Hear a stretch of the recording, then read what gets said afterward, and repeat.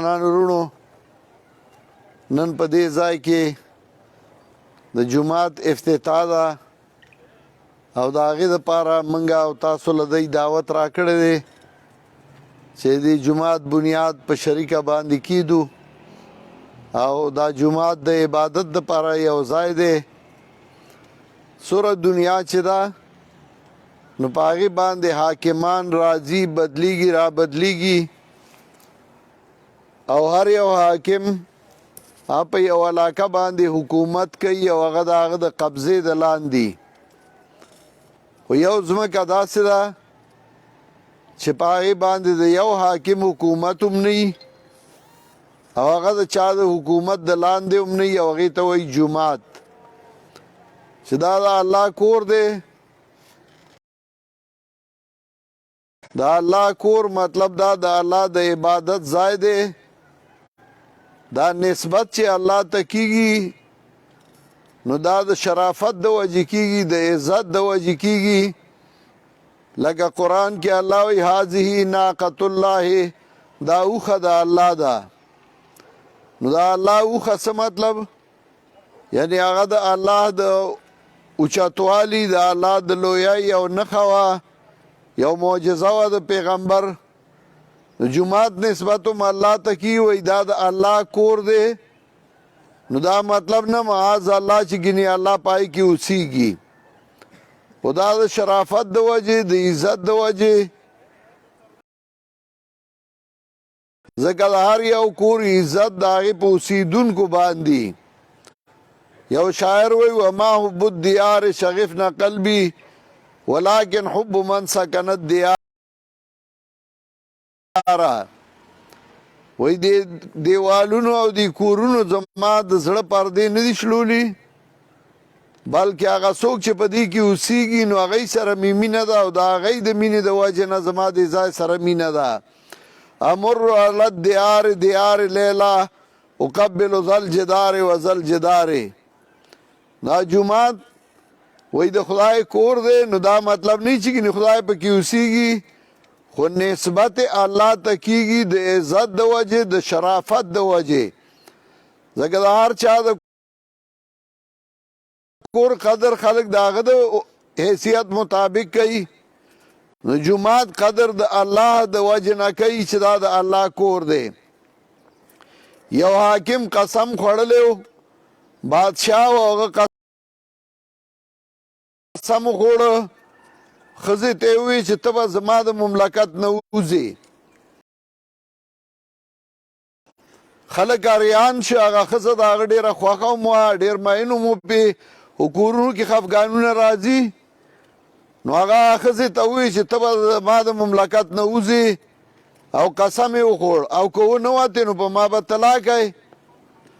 علما یې راجمع کړل حریانو چې اوس څه وکړو. هغه هم په خپله ستومانه و چې دې له سهال پکار دی. یو عالم و، هغه ورته ووایي وی دا خو اسانه خبره ده، جومات ته دې لړه شي، بس ستا د مملکت نه ووته، خو ستا په مملکت کې نه راځي، خو د الله کور دی، ځمکه د الله ده. او دې وجې جومات چې په کوم ځای باندې جوړ شي نو که بیا خلک بل جومات جوړوي وایي چې دا روانو دا به خرڅ کو او دا بل به پې آباد کو، نو هغه نشي روانولی. جومات بیا عزتمند شی دی، دا د عبادت ځای دی او د الله چې کومه ځمکه خوښه شي نو هغه د عبادت دپاره منتخب شي. نو دا د جومات دپاره منتخبه شوې ده. او حدیث کې راځي رسول الله صلی الله علیه وسلم فرمایي من بنا لله بیتا بنا الله له مثله فی الجنه. چا چې د الله دپاره یو کور جوړ که نو الله د هغې د اجر مطابق هغه له په جنت کې کور جوړوي. دا نه چې دلته 2 مرلې جومات وي نو هلته به 2 مرلې کور وله ورکوي. نه، چې څومره نیت ښه و دومره د هغه نیت مطابق الله هغه له په جنت کې ځای ورکوي.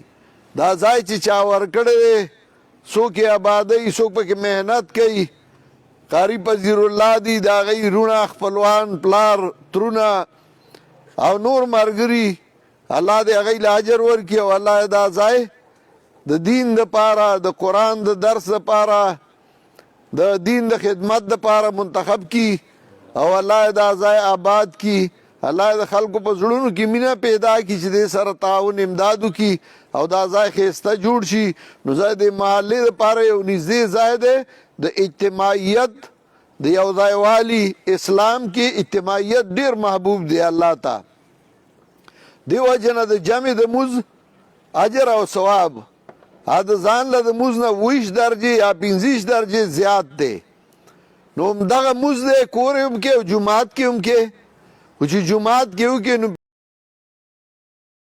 15 درجې یا 20 درجې ثواب زیات دی دا ولې ځکه دې کې اجتماعیت دی دې کې محلې والا یو ځای شي یو ځای مز کوي نو چې په یو مز کې او د محلې او تن نه نو نور تپوس کوي چې څه شه یاره